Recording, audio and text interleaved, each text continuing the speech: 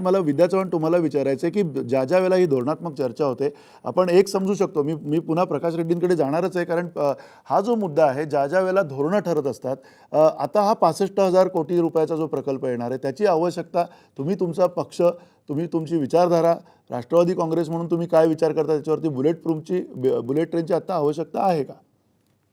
नाही, मला असं वाटतं की आता आपण जे फास्ट रूट म्हणू आपण, की जे शक्य आपल्या देशामध्ये होणं शक्य आहे अशा याची चर्चा करतो आणि मला असं वाटतं त्यांनी ते सुचवलेलं या बजेटमध्ये, तर करायला काही हरकत नाही. परंतु जे काही प्रलंबित प्रकल्प आहेत किंवा आपल्या भारत देशाचं एवढं मोठं रेल्वेचं जे नेटवर्क आहे त्याच्यामध्ये अनेक लाखो करोडो लोक प्रवास करतात आणि त्यांना सुविधा देणं, म्हणजे मला तर पहिल्यांदा तर सांगायचं आहे की केंद्र सरकारचं जे आता मूल्यमापन आपण करतोय किंवा त्याला किमान 6 महिने तरी आपण दिले पाहिजे असा एक प्रघात आहे आणि त्याप्रमाणे आपण त्यांना थोडी मुदतही दिली पाहिजे. रेल्वे बजेटच्या काही गोष्टींचं तर मी निश्चित स्वागत करेन की त्यांनी फूड कोर्ट म्हणा किंवा फिल्टरचं पाणी लोकांना प्रवाशांना देणं, महिला पोलीस कॉन्स्टेबल आम्ही नियुक्त करू 4,000, त्यानंतर स्वच्छता आहे किंवा अशा गोष्टींना प्राधान्य दिले.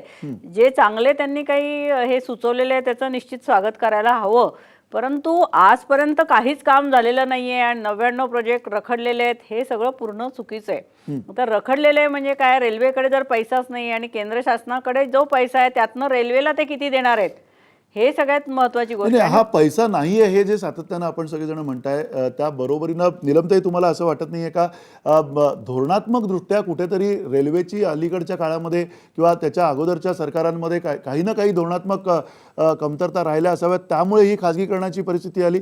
रेल्वेचे कर्मचारी, रेल्वेचा एवढा मोठा कारभार, आतापर्यंत अनेक बाबींवरती रेल्वे कुठे कमी होती हे न जाणून घेता आता पूर्णपणे खाजगीकरणाची जी संपूर्ण खाजगीकरण अशी जी एक जे धोरणात्मक भूमिका दिसते ती तुम्हाला योग्य वाटते का? नाही, मला असं वाटतं की सुप्रशासन ज्यावेळेला आपण म्हणतो त्याला आतमधून जी काही गळती होत असेल किंवा काही चोऱ्या होत असतील, मॉनिटरिंग नसल्यामुळे काही घोटाळे होत असतील, त्याच्यावरती नियंत्रण आणणं याला पर्यायच नाहीये, तो आणलाच पाहिजे आणि तेच सुप्रशासन हे अत्यावश्यक आहेच, पहिला भाग. दुसरं मला असं वाटतं की पब्लिक प्रायव्हेट पार्टनरशिप आपण ज्याला म्हणतो किंवा कॉर्पोरेट्सना आपण बोलवायचं म्हणतो, त्याच्यामध्ये अकाउंटेबिलिटी किंवा आणि पारदर्शकता ही दोन्ही फार महत्वाची आहे आणि ती लोकांना पण कळली पाहिजे. प्रश्न कुठे होतोय, SEZ बद्दल सुद्धा काय विरोध करायची वेळ आली की काय टर्म्स वरती खुलेपणाने सगळ्यांना, ज्यांना कोणाला उतरायचं असेल त्या स्पर्धेमध्ये त्या सगळ्यांना त्याच्यामध्ये स्पर्धेत उतरायचा अधिकार असला पाहिजे. तसं न होता काही विविक्षित लोकांना फेवर केलं जातं आणि तिथे कुठेतरी मतभिन्नतेला सुरुवात होते आणि म्हणून एका बाजूला तोट्यात चालणारा सार्वजनिक उद्योग किंवा दुसरं टोक म्हणजे सगळं खासगीकरण, याच्यामध्ये लोकाभिमुख प्रवाशांचे हित समोर ठेवून याला आपण कुठे ना कुठे एक चौकट ठरवली पाहिजे असं मला वाटतं. दुसरं मी असं सुचवीन की एक गौडाजींनी असं जाहीर केलंय, मी एक शेवटचा मुद्दा म्हणते की जमिनीचं संपूर्णपणाने ते लँड रेकॉर्ड तपासणार आहेत आणि हे खूप महत्वाचं आहे, कारण रेल्वेकडे ज्या स्वतःच्या जमिनी आहेत त्या जमिनीचा कसा सदुपयोग करता येईल आणि ज्या जमिनी कोणी बळकावलेल्या आहेत किंवा अन्य ठिकाणी, अशा माझा अंदाज आहे की या सगळ्या जमिनींच्या ऑडिट मधूनच काही कोट्यावधी रुपये जमा होतील असं मला वाटतं, कारण जमिनींना प्रचंड किंमत आलेली आहे आणि त्याच्यामधून सुद्धा त्याचा चांगल्या अर्थाने विकास करून प्रत्येक ठिकाणी रिटायरिंग रूम्स असतील किंवा रेल्वे स्टेशन्स असतील तर त्याच्यामधून सुद्धा काही प्रमाणात पैसा उभा राहू शकतो आणि म्हणून सुप्रशासन आणि दिशा ही महत्वाची आहे. आणि आपण जे म्हणतो ना की आधीचं जे सगळं आहे त्या दिशेवर चाललंय, तर प्रश्न असा आहे की अंमलबजावणीचा मुद्दा आहे. या सगळ्या घोषणा ज्या आहेत त्यातल्या काही घोषणा पूर्वी झाल्या असतील, पण आज त्याची अंमलबजावणी होण्यासाठी मी अशी अपेक्षा धरीन आणि ज्यांनी आज हे बजेट ऐकलंय त्यात मला असं, मी सगळ्या वाहिन्यांवर बघते काही मुद्दे खूप म्हणजे काळाची मर्यादा असल्यामुळे सामान्य जनतेपर्यंत पोहोचले नाहीये. तर आज व्हॉट्सअपवरून सगळं हे बजेट लोकांनी पाठवलंय, तर माझं तनिष्का असतील, बघणारे लोक असतील, त्यांना विनंती राहील की हे संपूर्ण वाचा आलं पाहिजे आणि पुढच्या वर्षभरात त्या अंमलबजावणीला कशी गती देता येईल हे बघणं हे आमचं काम आहे असं आम्ही समजतो आणि आमचे खासदार त्या पद्धतीने निश्चितपणाने पाठपुरावा करतील. नक्की प्रकाश रेड्डींना पुन्हा हाच प्रश्न आहे की बुलेट प्रूफचा बुलेट ट्रेनचा एकीकडे विषय आहे, एकीकडे खाजगीकरणाचा आहे. मी सगळ्या भूमिका आपण समजवण्यासाठी समजण्यासाठी इथे बसलेलो आहोत. मी मगाशी हा शब्दप्रयोग जाणीवपूर्वक केला. काळ बदललाय ह्याच्याबाबत खरं तर काही दुमत असण्याचं कारण नाही, पण बदलत्या काळामध्ये ही धोरणं जी आखली जात आहेत, या धोरणांचा जो पुरस्कार केला जातोय, वेगवेगळ्या पक्षांची वेगवेगळी धोरणं आहेत, विचारधारा वेगवेगळ्या आहेत. अशा वेळेला तुम्ही हे सांगा की खाजगीकरणातनं आत्तापर्यंत खाजगीकरणाची परिस्थिती का आली? कारण आत्तापर्यंत हे सगळे सरकारी उपक्रम एवढे डबघायला का येत होते? त्याच्यामध्ये एक म्हणजे पूर्वी काँग्रेसचं सरकार होतं, युपीएचं होतं, आणि आता हे एनडीएचं सरकार आलेलं आहे. तर भाजपचीच मेजॉरिटी आहे. आता तुम्ही जर एकू येतोय त्याच्यामध्ये आता प्रकाश रेड्डींकडे पुन्हा येत आहे. तो रवी श्रीवास्तव, तुम्हाला हा मुद्दा विचारायचा आहे. बुलेट ट्रेनची व्यवहार्यता जी आहे त्या संदर्भात नेमकं तुम्ही काय म्हणजे मुळात ही आवश्यकता आहे का? आता हे इतर जर आपण पैसे नाही आहेत खाजगीकरण करायचं आहे असं म्हणतोय, त्यावेळेला 65,000 कोटी रुपयांचा एवढा मोठा महाकाय प्रकल्प हाती घेणं गरजेचं आहे का? देखिए मंदार, ये एक ऐसा प्रयत्न है कि विदेशों को दिखाने के लिए कि हमारे पास भी बुलेट ट्रेन है, इस तरह का एक प्रयत्न करने की कोशिश की जा रही है.